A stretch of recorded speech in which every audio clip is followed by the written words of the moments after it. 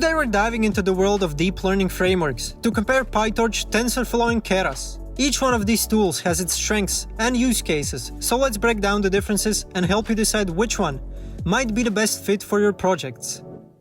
Let's start with a quick overview of each framework. Developed by Facebook's AI Research Lab, PyTorch is known for its dynamic computation graph, which makes it highly flexible and intuitive for research and development. It offers seamless integration with Python, and is often praised for its ease of use and readability. Created by Google Brain, TensorFlow is a powerful and versatile framework designed for both research and production.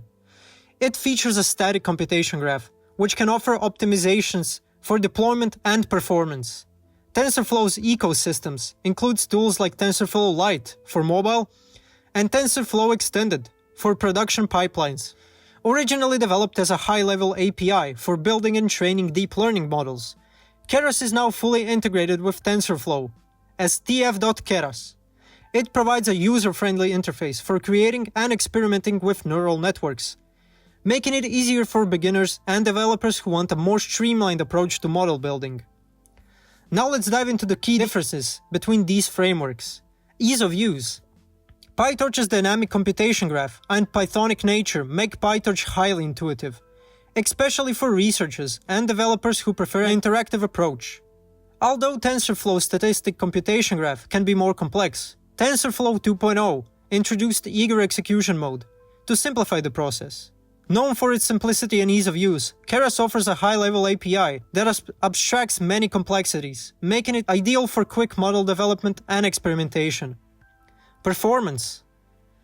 PyTorch offers strong performance with its dynamic graph, but might require more manual optimization compared to TensorFlow. TensorFlow generally excels in performance and scalability, particularly in production environments where static graphs and optimization strategies can be fully utilized.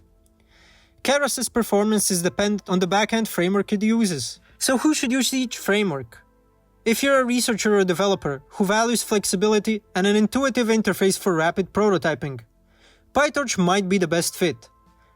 It's also well suited for projects that involve complex models or custom layers. If your focus is on building scalable and high-performance models for production, or if you need a comprehensive ecosystem of tools, TensorFlow is likely the better choice. It's ideal for applications that require deployment across different platforms. If you're new to deep learning or want to quickly build and test models with a user-friendly interface, Keras is a great option. It's especially useful for beginners or for projects where rapid development and iteration are key. For advanced users, tf.keras provides a good balance of ease of use and TensorFlow's power. Thanks for watching. If this video was helpful, please like and subscribe to our channel for more tips and tutorials. See you next time.